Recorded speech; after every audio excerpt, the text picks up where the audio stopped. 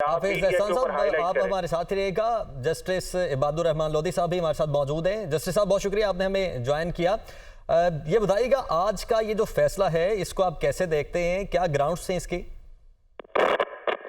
मैं समझता हूँ जी कि मैं बहुत मुतमिन हूँ शोबा कानून से ताल्लुक रखते हुए एक फर्द की हैसियत से कि मैं इसको बहुत खुशहाल तस्वुर करता हूँ। खास तौर पे कल से अदलिया ने जो आजाद अपने होने का सबूत देना शुरू कर दिया है, क्योंकि ये आज जो अपीलें डिसाइड हुई हैं, ये ट्रायल कोर्ट जो थी, मैं उसको एक होस्टेज कोर्ट कहूंगा। वो एक महबूस अदालत थी और उसने जिन हालात में तरीकाकार की धज्जियां बखेरी, जिन हालात में उसने कानूनी मामला को जिस तरह गैर कानूनी तरीके से डील किया, बहुत जरूरी था कि उसको चेक किया जाता। और आज एडिशनल डिस्ट्रिक्ट जज सेशन जज ने जो फैसला किया है, यही होना चाहिए था अगर आजाद अदलिया की तरफ से जो फैसला होता, तो सही, बहुत मुनासिब फैसला किया है। ठीक। अच्छा, इबादुर रहमान साहब, अब यकीनी तौर पर जो खबर मालिका है उनके पास वैसे ऑप्शन तो होगा इससे अगले फॉरम पर जाने के लिए, अपील करने के लिए। इसमें जी, कंप्लेनेंट है, उनके पास बिल्कुल इसके खिलाफ ऑर्डर होगा। ये क्रिमिनल अपील थी, अब इसके बाद ये हाईकोर्ट में क्रिमिनल रिवीजन में जा सकते हैं। वो साबित करेंगे कि क्या प्रोसीजरल इलीगैलिटीज कमिट हुई है या क्या जुरिस्डिक्शनल डिफेक्ट्स है इस फैसले में जो अपीलेट कोर्ट का फैसला है। वो इख्तियार है उनके पास, लेकिन इसमें सब्सटेंस मुझे नजर कोई नहीं आता। वो किस बुनियाद पर जाएंगे, मुझे इस मामले में उनकी कंप्लेंट में कोई लीगली सब्सटेंस नजर नहीं आता जिसकी बुनियाद पर वो रिवीजनल कोर्ट को सेटिस्फाई कर सके या कन्विंस कर सके कि उनको उनका मतलूबा रिलीफ फराहम किया जाए।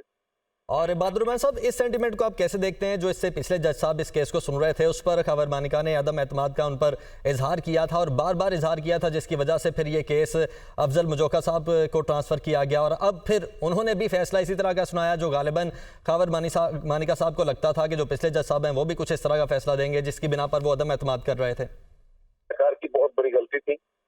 जिस वक्त जजमेंट अनाउंस होने के लिए डेट मुकर्रर हो जाए और डिस्ट्रिक्ट जज के लेवल पे कानून का तरीका ये है कि जजमेंट अनाउंस करने से पहले जजमेंट टाइप की जाती है, करेक्ट की जाती है, साइन की जाती है और उसके बाद अनाउंस की जाती है। अब उस स्टेज पे जब वो जजमेंट अनाउंस करने के लिए जज साहब तशरीफ रखते थे कोर्ट में, तो ये एतराज कर दिया उन्होंने, वो एतराज मान लिया।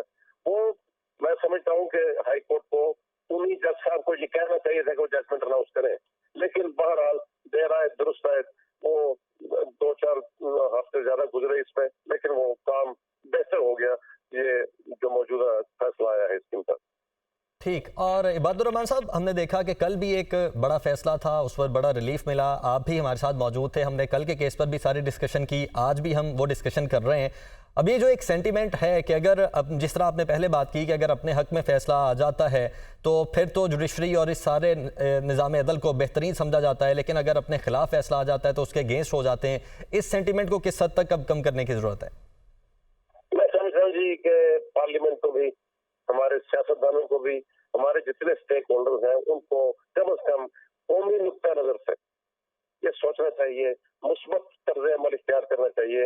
आज भी जो रिएक्शन मैं कुछ देर पहले भी देख रहा था कि मैं समझता हूँ कि कल के फैसले में सुप्रीम कोर्ट ने आर्टिकल 187 के तहत कंप्लीट जस्टिस देते हुए बहुत दुरुस्त फैसला किया है। ये कहना कि पीटीआई वहां मौजूद नहीं थी और उसको वो रिलीफ दे देगा जो उसने मांगा नहीं था, सुप्रीम कोर्ट ने कंप्लीट जस्टिस का जो तस्वुर था वो देते हुए वो रिलीफ दिया है जो वो फोर्स ही कर रहे थे कि अगर उन्होंने इस किस्म का रिलीफ ना दिया तो जो कबाहतें पैदा होंगी, जो हिजान पैदा होगा, जो हम रास्ते से हट जाएंगे, वो तमाम एस्पेक्ट्स को कवर करते हुए सुप्रीम कोर्ट ने बिल्कुल दुरुस्त फैसला दिया। आजाद अदलिया अब अपने रास्ते मुतय्यन करते हुए सीधे रास्ते पे चल रही है और मैं समझता हूँ कि हमें जितने स्टेक होल्डर्स हैं, हमें तवक्को करनी चाहिए कि ये अदलिया हमें सीधे रास्ते पे चलाने के लिए रहनुमाई फराहम करती रहेगी और हमें उसके रास्ते में रुकावटें खड़ी करने से बाज रहना चाहिए। ठीक।